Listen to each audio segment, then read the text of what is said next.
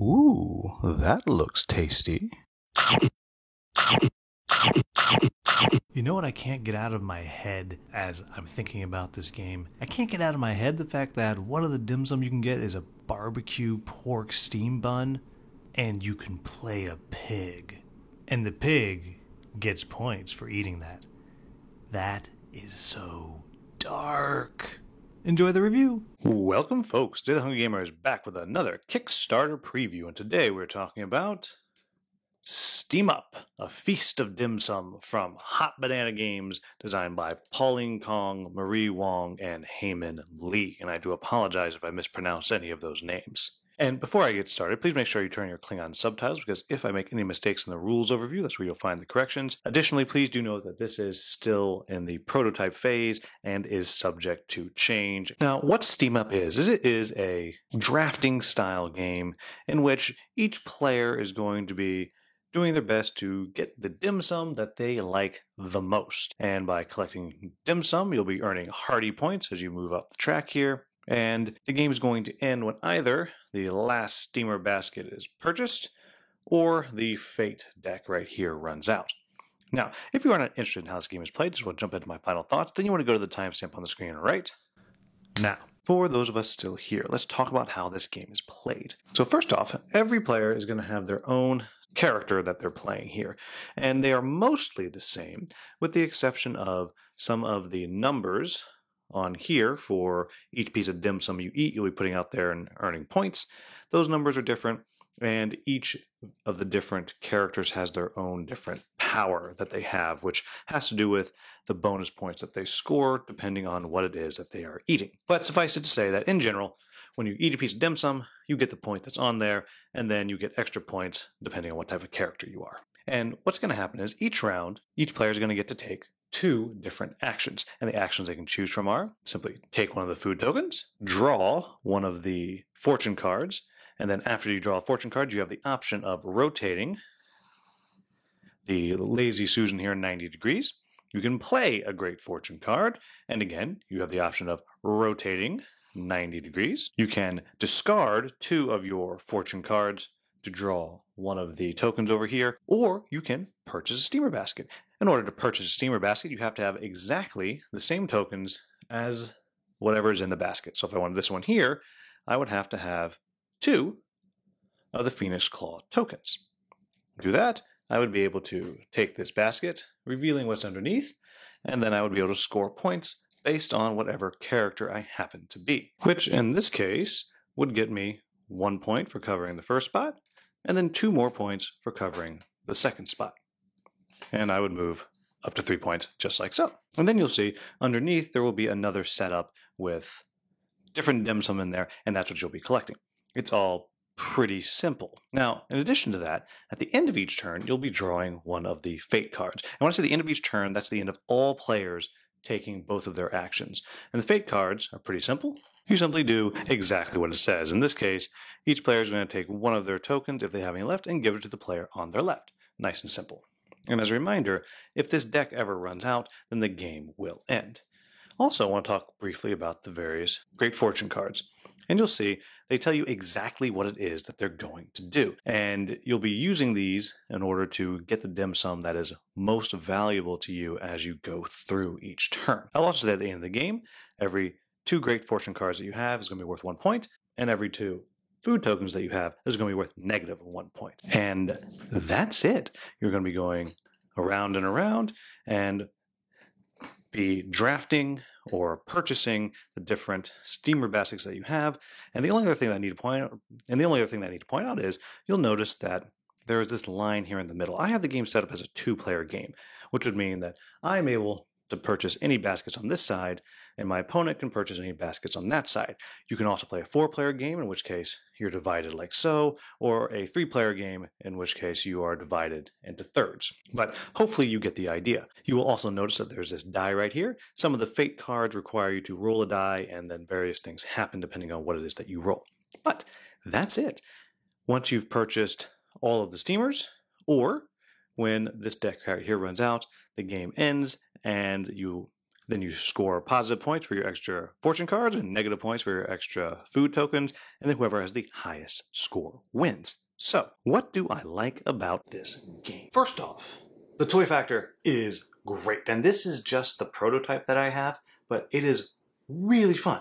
Really fun to play with it. You're spinning the little Lazy Susan around, the steamer baskets that stack up perfectly. It is fun to play with. And along with that, it's very simple, it's very fast, and it allows you to enjoy playing with the toy factor of it. Before you get tired of playing with it, the game is over. And I think, to me, for a game that, obviously part of the attraction of it is the spinning and the 3D little pieces of dim sum and the baskets. Part of the fun of it is playing with that, and the fact that the game itself ends before you're like, okay, done with this, is fantastic. The length of the game is perfect, I think. Along with that, it's just a simple game.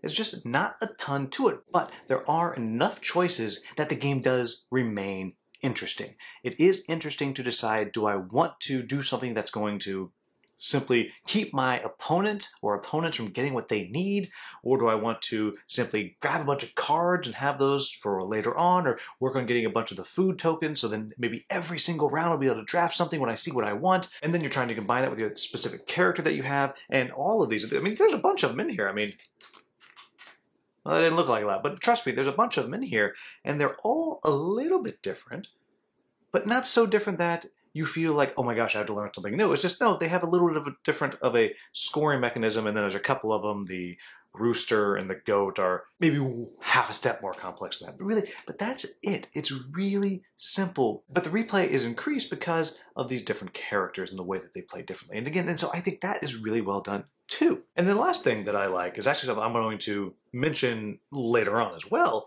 is I really do like the way the fate cards and the good fortune cards work. It gives it just a hint of a take that style with some of the fortune cards. Some of them just help you. Sometimes it might do something that affects another player, but just enough of that that makes it interesting, that keeps you constantly interacting with the other players around the table. And then the same thing with the fate cards. The fate cards are just total chaos. Total chaos. They are plan ruiners often. Because suddenly you finally got what you need, and the next turn you're going to get the 4 dim sum basket, and then suddenly you have to pass off a token. And well, great. Now you're not going to be able to do it next turn. You have to adjust. And for me, I like that, but we already know how much I enjoy chaos, so there you have it. So what are my quibbles with the game? The first one is, there's not a ton going on in the game. This is a light, put it out on the table after dinner type game and just play and have fun. And it's not deep strategy. You can't make super far reaching plans because the fate cards are going to mess that up or whatever it may be. Someone's going to draft what you want of the steamer baskets and then you can't do anything. And so it's not deep. It's a light, fun, family-friendly game. That might not be what you're looking for.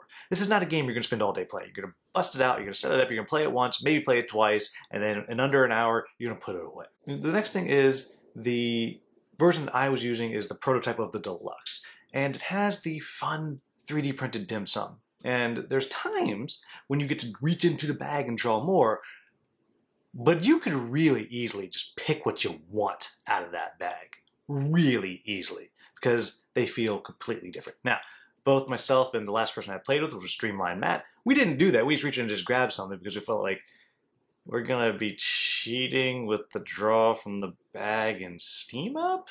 What does that say about us? So we didn't, but you could very easily. I think, if you're cheating in a game like this, there's bigger questions that need to be answered. But point is, it's there. It is something that is an option. The next thing is what I already alluded to. There's a fair amount of chaos in this game, and that just might not be what you're looking for. Again, I don't know that it matters too much in this kind of family-friendly, fun, turn, spin type game, but it is there, and it may be something that you're just not digging. And then last thing is the different characters. Though I like that they're slightly different, they are just slightly different.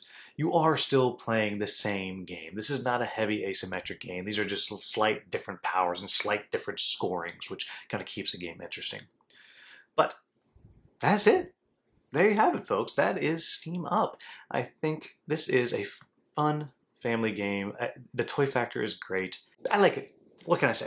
I mean, it's on brand for me to like it, right? But truly, I do like it, and I'm looking forward to what the actual deluxe version is. I have these just images of what if all the little steamer baskets are actually made out of bamboo, which is one, sustainable, but two, really cool.